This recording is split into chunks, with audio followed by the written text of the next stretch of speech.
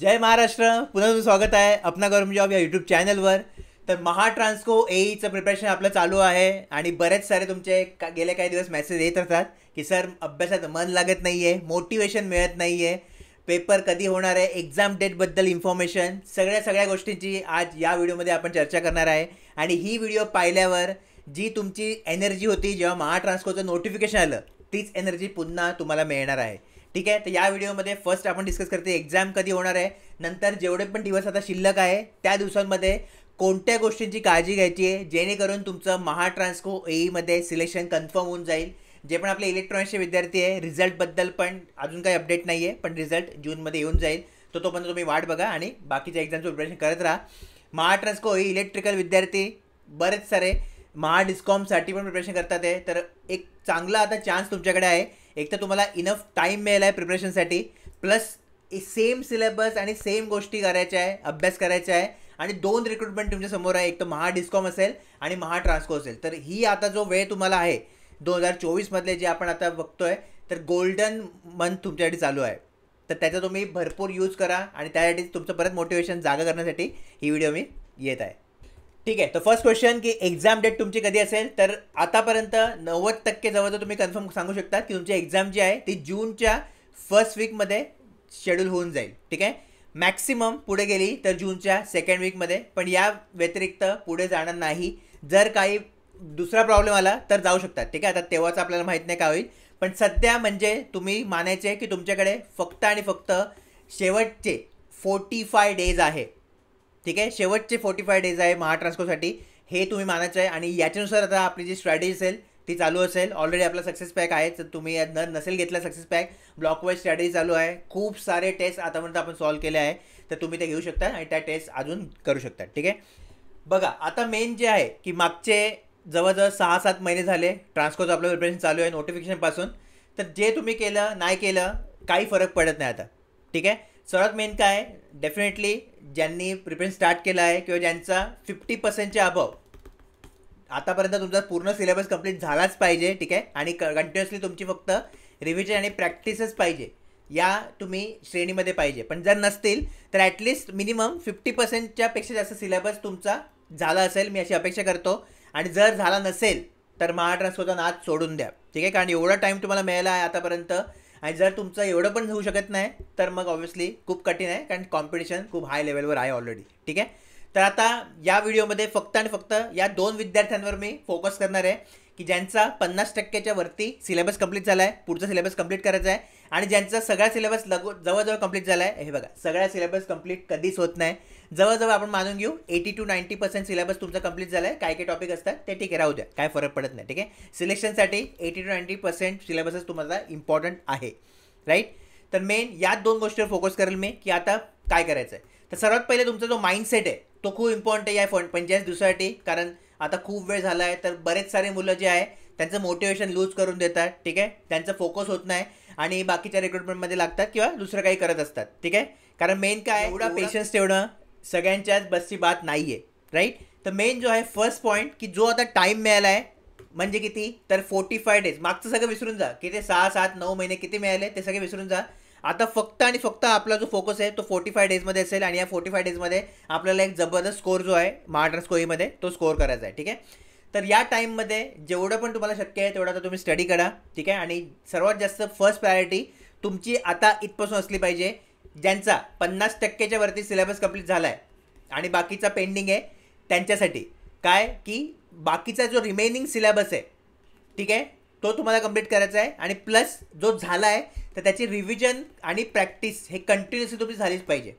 ठीक आहे. आता सगळ्या या गोष्टी मॅनेज करायच्या असतील तर डेफिनेटली आपली ब्लॉक वाईज स्ट्रॅटेजी ऑलरेडी चालू आहे सक्सेस पॅकमध्ये. जर तुम्ही सक्सेस पॅक माहीत नसेल तर खालती लिंक बिल मी कमेंट सेक्शनमध्ये तुम्ही चेक करू शकता. सक्सेस पॅकनी तुम्हाला एक प्रॉपर रोडमॅप मिळतो आणि तुमचं मोटिवेशन आणि स्टडी टाईम टेबल सगळं व्यवस्थित राहतं. ठीक आहे. तर हे इम्पॉर्टंट आहे. मेन आता या 3 गोष्टी तुम्हाला हँडल करायच्या आहे. ज्यांचा सगळा सिलेबस पूर्ण कंप्लीट झाला आहे त्यांनी फक्त आणि फक्त रिव्हिजन आणि प्रॅक्टिस याच्यावर फोकस करायचा आहे. त्याच्यामध्ये पण काय काय गोष्टी करायच्या आहे जेणेकरून तुमचा स्कोअर हायेस्ट होईल आणि म्हणजे तुम्ही डायरेक्ट सिलेक्शन तुम्ही मिळेल. ठीक आहे. मेन अभ्यास असा करा की तुमचं वेटिंग नाही, डायरेक्ट फायनल लिस्टमध्ये नाव आलं पाहिजे, नाही तर वेटिंगमध्ये वेटच करत बसाल. ठीक आहे. तर तसं नको आपलं पाहिजे. म्हणून जेवढा आता टाकता येईल तुमच्या साईडनी तेवढं टाकून द्या. शेवटचा जो स्लॉट आहे तो आता चालू झाला आहे, शेवटची वेळ आता आली आहे. म्हणून जेवढं पण प्रिपरेशन तुम्हाला करता येईल तेवढं करा. ऑलरेडी खूप सारे मुलं इकडनं बाहेर गेले आहे, म्हणजे ज्यांनी फॉर्म भरला होता त्यांच्यापैकी बरेच आता खूप मुलं असतील या एक्झामसाठी, ठीक आहे. किंवा बरेच सारे जेव्हा एक्झाम डेट अनाऊन्स होतील तेव्हा येतील, पण तोपर्यंत तुम्ही कंटिन्युअसली अभ्यास करत राहा. नक्कीच तुम्हाला यावर्षी सक्सेस मिळेल आणि यावर्षी तुम्ही महा ट्रान्सको एमध्ये जॉईन करतील, ठीक आहे. टार्गेट हाच असला पाहिजे की 2024मध्ये काही करून एईमध्ये जॉईन करायचं आहे महा ट्रान्सकोच्या, राईट. सेकंड पॉईंट, आता मेन जे आहे मी बोललो तुम्हाला की रिव्हिजन आणि प्रॅक्टिस.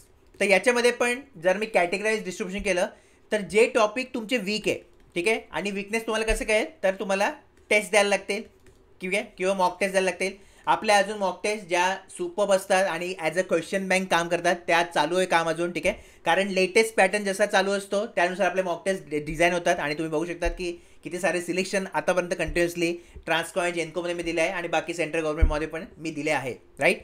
तर म्हणून त्यासाठी टाईम चालू आहे आणि तुम्हाला लवकरच मी कळवेल की कधी आपल्या मॉक टेस्ट रिलीज होतील. पण त्याच्या आधी आता जे पण सक्सेस पॅक स्टुडंट आहे किंवा मास्टर सक्सेस पॅक स्टुडंट आहे, ऑलरेडी ब्लॉकवाईज स्ट्रॅटेजीमध्ये खूप साऱ्या गोष्टी मी दिल्या आहे, त्या तुम्ही कंटिन्युअसली करत राहा, ठीक आहे. नवीन गोष्टी अजून ॲड मला वाटलं करायच्या तर करतील, पण आतापर्यंत जर तुम्ही ब्लॉकवाईज स्ट्रॅटेजी 2 to 3 टाइम्स पण केली रिव्हिजन तरी पण तुम्हाला कोणीच हरू शकणार नाही आणि तुमचा स्कोअर सुपर असेल महा ट्रान्सकोमध्ये, ठीक आहे. फक्त आता या त्याच ब्लॉकवाईज सोबत या गोष्टी कंबाईन करा जे पण मी सांगणार आहे. तर मेन विकनेस जे आहे ते तुम्हाला काम करायचं आहे. आता मेजॉरिटी ऑफ स्टुडंटचा विकनेस काय आहे सध्या, ठीक आहे. तर सध्या मेन तुम्हाला प्रॉब्लेम बघा टेक्निकलमध्ये नाही होणार. जर तुमचा सिलेबस चांगल्या पद्धतीने तुम्ही प्रिपेअर केला आहे, प्रॅक्टिस केली आहे, रिव्हिजन करताय तर टेक्निकलमध्ये सहज तुम्ही करतील, ठीक आहे. आता मी जे बोलतोय ते त्या टॉप मुलांसाठी बोलतोय जे त्या मेरिट लिस्टमध्ये येणार आहे. तर तिथपर्यंत आपल्याला पोहोचायचं. तर काय मेन आहे टेक्निकल बिलकुल प्रॉब्लेम नाही आहे, ठीक आहे. प्रॉब्लेम आहे तो म्हणजे रिझनिंग, ठीक आहे. आता बऱ्याच साऱ्या मुलांना वाटतं की रिझनिंग तर इझी असतं, पण येस यावेळी म्हणजे महा ट्रान्सकोला रिझनिंग इझी नसतं, ठीक आहे. कारण ते रिझनिंग जे आहे ते IBPS लेवलचं आहे, राईट. आणि याच्यामध्ये काय असणं कंबाईन तुमचं पझल, तर हा एक मोठा डोक्याला प्रॉब्लेम असतो. नेक्स्ट मी एक्सप्लेन करेल तुम्हाला की कसं तुम्ही पझलमध्ये कम्फर्टेबल फील करतील, ठीक आहे, ते मी तुम्हाला सांगेल.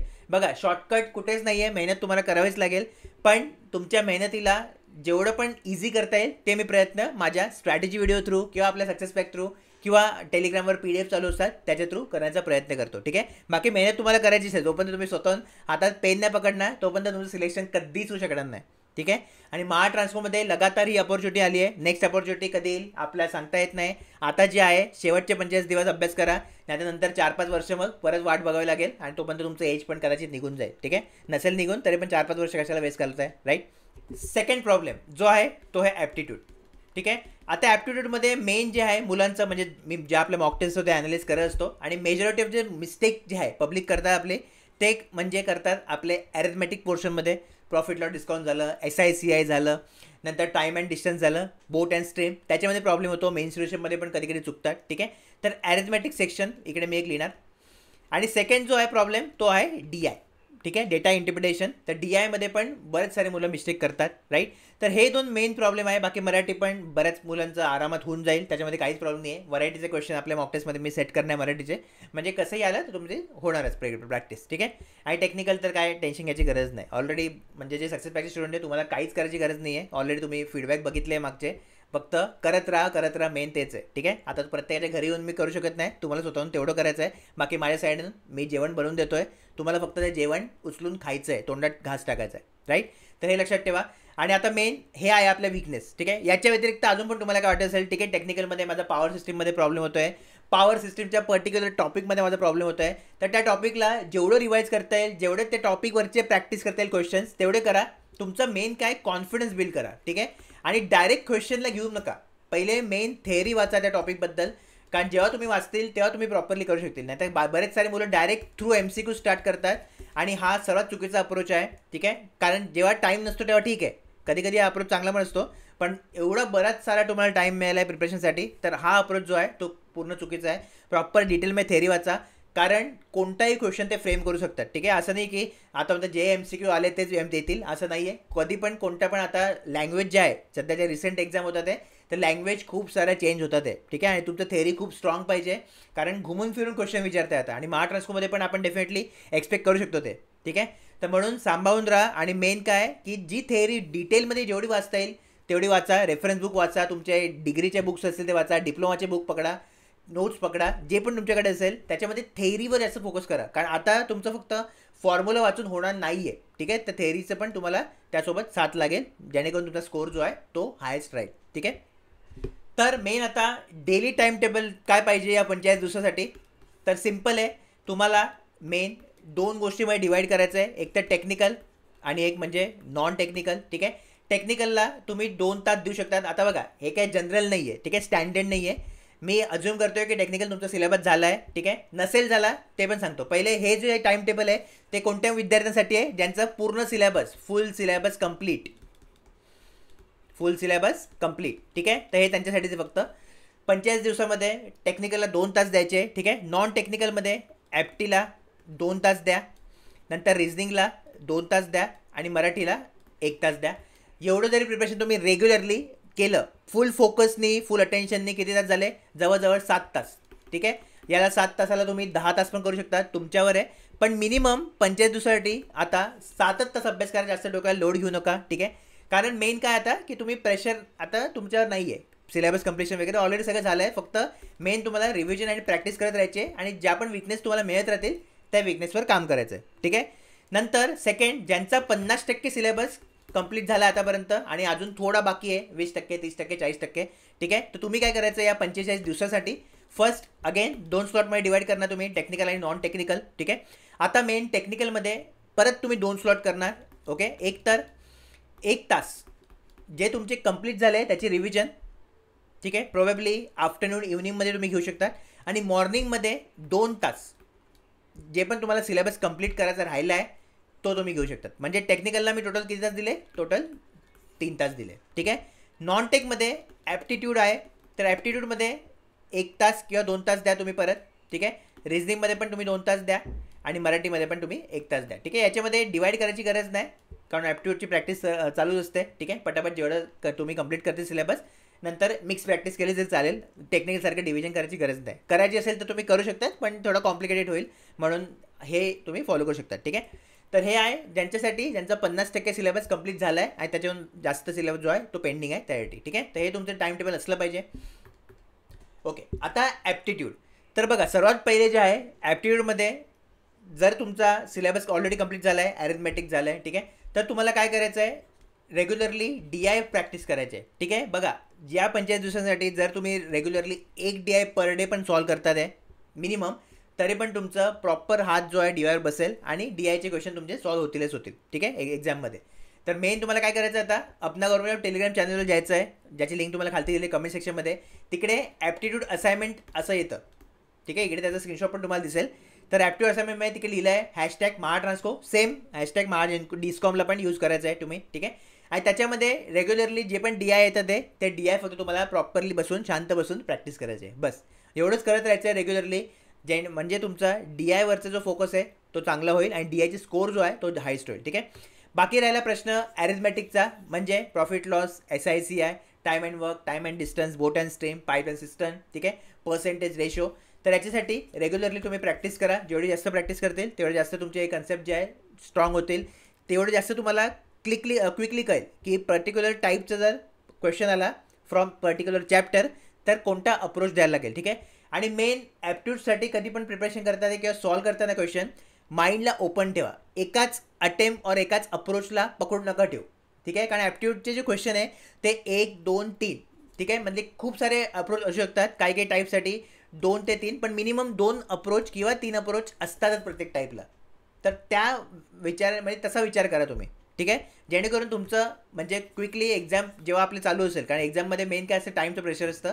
तर जर तुम्ही या अप्रोचने प्रिपरेशन केलं ॲप्टीचं तर नक्कीच तुम्हाला क्विकली एक ना एक अप्रोच लगेच क्लिक होईल एक्झाममध्ये. ठीक आहे, कारण मेन एक्झाममध्ये आपल्याला काय पाहिजे की जेव्हा पण मी क्वेश्चन वाचेल तेव्हा माझं माइंड लगेच मला सांगेल की हा अप्रोच इकडे अप्लाय करायचा आहे. राईट, हेच आपल्याला पाहिजे.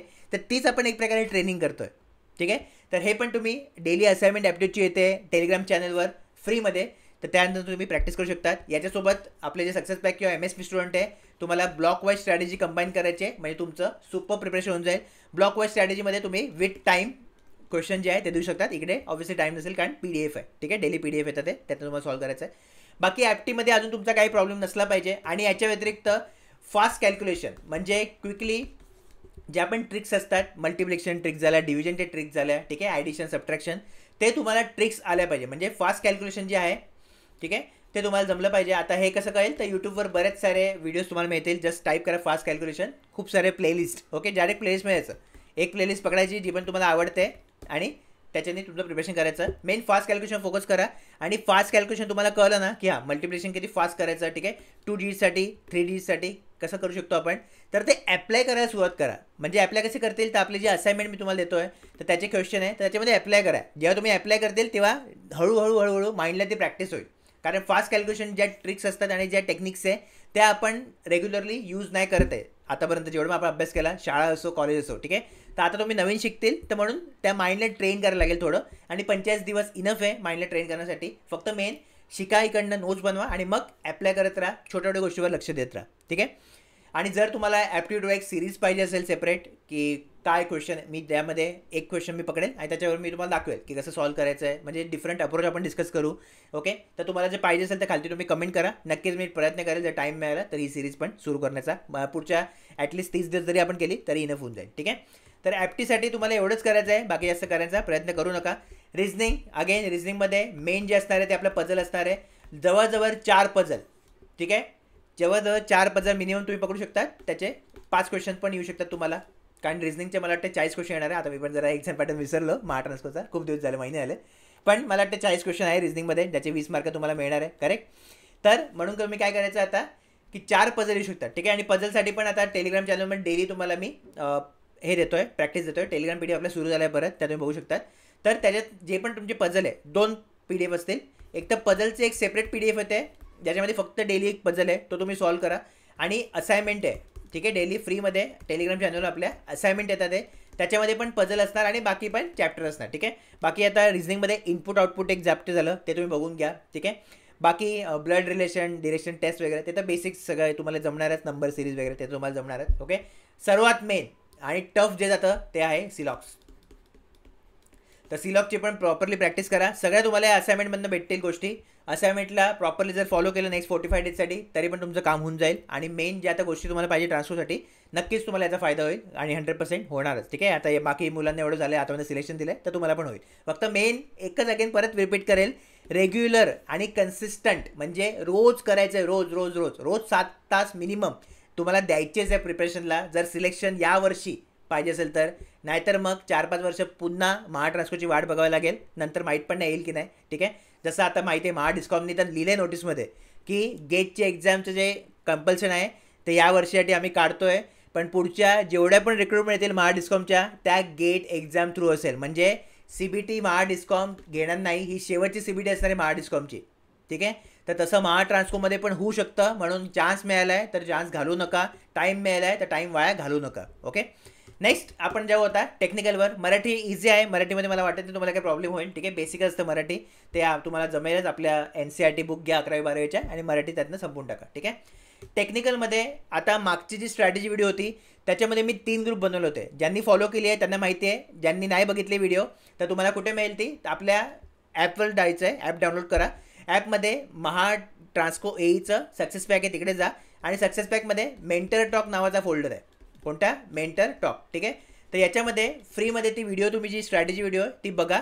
आणि जे ग्रुप मी बनवले म्हणजे ग्रुप A, ग्रुप B आणि ग्रुप C, तर या ग्रुपनुसारच तुमचा स्टडी ठेवा, ठीक आहे. प्रॉपर स्ट्रॅटेजिकली ग्रुप बनवले आहे तर त्यानुसार तुमचा स्टडी ठेवा. ट्राय करा की ग्रुप A तुमचा सुपर स्ट्रॉंग असेल. म्हणजे काय सुपर स्ट्रॉंगचा अर्थ काय की याच्यापैकी जवळजवळ 90 ते 95% टॉपिक्स तुम्हाला आलेच पाहिजे, ठीक आहे. हां, काही टॉपिक आता बघा, असं नाही आहे की पॉवर सिस्टीम म्हटलं तर तुम्हाला सगळंच पॉवर सिस्टीम येईल. काही टॉपिक नाही घुसत डोक्यात, चालेल. मी काय बोललो, 90 ते 95% ट्राय करा. 80 पण झालं तरी चालेल, काही हरकत नाही आहे. पण ग्रुप Aला स्ट्रॉंग करायचं आहे, नंतर ग्रुप Bकडे जायचं आहे, ग्रुप Bला स्ट्रॉंग करा. आणि जमलं, टाईम मिळाला तर ग्रुप Cवर जॉईन करा. आता ज्यांचा सिलेबस झाला आहे तर ग्रुप Cमध्ये तुम्ही टार्गेट करू शकता, ठीक आहे. काय सब्जेक्ट ठेवले तुम्ही, जर तुम्हाला आठवत असेल तर, ज्यांनी बघितली व्हिडिओ, ज्यांनी पाहिली. मिससेलियन्समध्ये मटेरियल सायन्स आहे, ठीक आहे, एक जरा वेगळा सब्जेक्ट असतो. नंतर मायक्रो प्रोसेसर आहे, मायक्रो कंट्रोलर पण तुम्ही बघू शकता, ठीक आहे. बाकी युटिलायझेशन ऑफ एनर्जी, असे बरेच सारे सब्जेक्ट एक्स्ट्रा जे मी दिले तर तुम्ही वाचून घ्या ॲटलिस्ट, ठीक आहे. बाकी आपल्या सक्सेस पॅकमध्ये मी दिलंच आहे आपल्या ब्लॉक वाईज स्ट्रॅटेजीमध्ये. तर मेन काय की तिकडनं करा. पण टेक्निकलसाठी ही strategy, group wise strategy enough राहील, ठीक आहे. बाकी दुसरं डोकं लावायची काहीच गरज नाही आहे. आणि सक्सेस पॅकमध्ये इनफ प्रॅक्टिस तुमची होणार आहे, झाली ऑलरेडी खूप मुलांची. आता तुम्ही जॉईन करतील तर आता मग तुमची होऊ शकते. पण मेन काय आहे की ही व्हिडिओ बघितल्यावर 45 दिवसा म्हणजे ॲटलीस्ट 40 दिवसाचा आत सक्सेस बॅक जॉईन करा, ठीक आहे, जेणेकरून तुम्हाला प्रॉपर टाईम मिळेल. कारण आता आपण ब्लॉक 12-13वर आहे. खूप सारे ब्लॉक्स झाले ऑलरेडी आपले, कारण 6 महिन्यापासून प्रिपरेशन चालू आहे, ठीक आहे. तर मेन तेवढं कवरअप झालं पाहिजे आणि सिलेबस कंप्लीट आहे तर नक्कीच कवरअप होते, ठीक आहे. 2-2 दिवसात एक ब्लॉक आपला उडून म्हणजे शकतो आपण, राईट. तर टेक्निकलमध्ये याची गोष्ट घ्या. आणि अगेन टेक्निकलमध्ये मागच्या बऱ्याच साऱ्या मुलांचे मार्क्स का जातात, कारण ते थेअरीवर फोकस करत नाही, ठीक आहे. तर तुम्हाला थेअरीवर फोकस करायचं आहे. डेफिनेटली न्यूमेरिकल फॉर्म्युला वगैरे तुमचं झालं असेल मला माहिती आहे, पण थेअरी खूप जणांची वीक असते. आता मी एक जर टॉपिक घेतला, ठीक आहे, आणि तुम्हाला त्याच्यावर क्वेश्चन विचारला तर तुम्हाला येणार नाही.